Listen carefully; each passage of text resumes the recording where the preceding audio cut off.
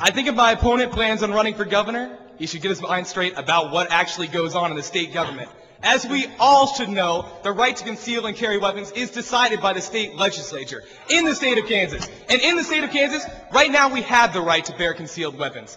And the issue I think the issue is what the regulations are on who gets these licenses. You may or may not know this, but the course in Kansas to get the right to carry concealed weapons is a one-day course. It's my opinion that the people don't quite understand and are actually able to go through a process check to understand if they're felons or not, if they actually have the right to bear arms constitutionally.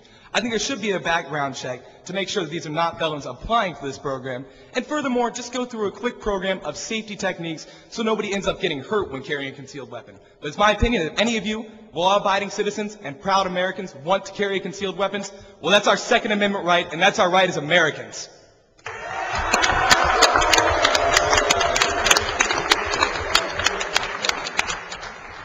The point of contention is not who regulates conceal and carry laws. It's where we can carry concealed weapons.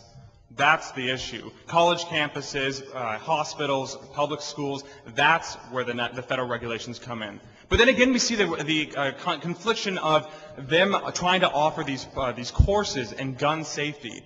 They're not going to be able to pay for those if they lower taxes. We're given a deficit in this game. Where are we going to get the extra money? We're not. It's an empty promise. Time's elapsed.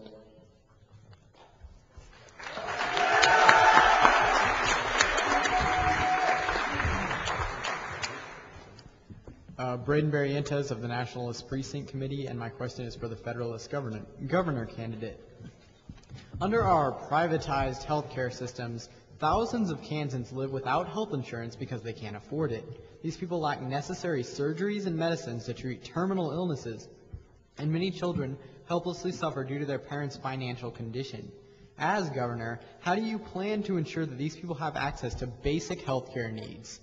All right, a point you brought up was the children. You may not have the proper information on this, but Kansas actually has, and the federal government has already set aside billions of dollars to fund children who are at an economic disadvantage because of their parents. We are already prepared to pay for all these children's health insurance needs. It's already in the budget in the both national and state level. That's a non-issue. The children will be taken care of no matter what.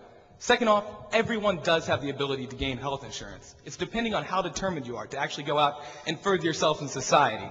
Even if you're just living off a welfare check, there are health insurance advantages that are possibly to be bought from the private sector. I think it's our initiative as Kansas to get out there and actually focus on what we need to accomplish in life and getting ourselves in the workforce and being able to afford our own health insurance so we can choose our policies and choose how we want to be protected.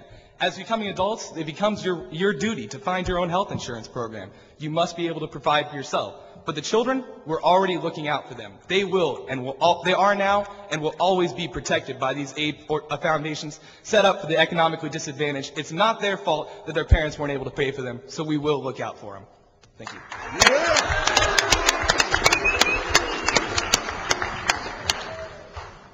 The idea that we're going to rely on a system that clearly doesn't work. The question actually acknowledged the fact that there are millions of uninsured children right now. Clearly, the federal and state level protection, which if it actually exists, does not cover all that it needs to cover.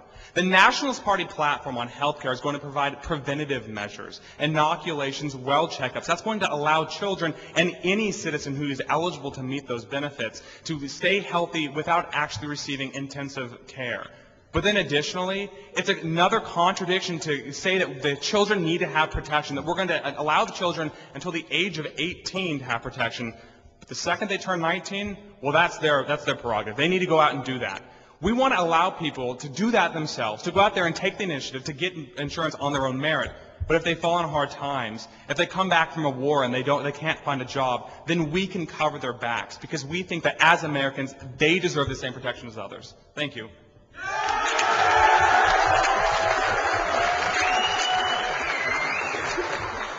This makes 2 times I've had to correct my opponent. There is a huge aid foundation set up for children. It's simply a fact. There are billions of dollars set aside simply so children do not have to suffer without health care.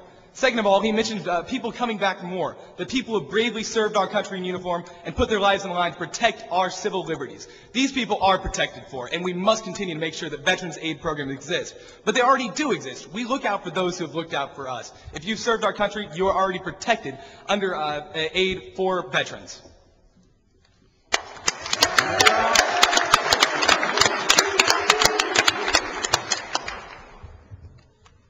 Your time's elapsed.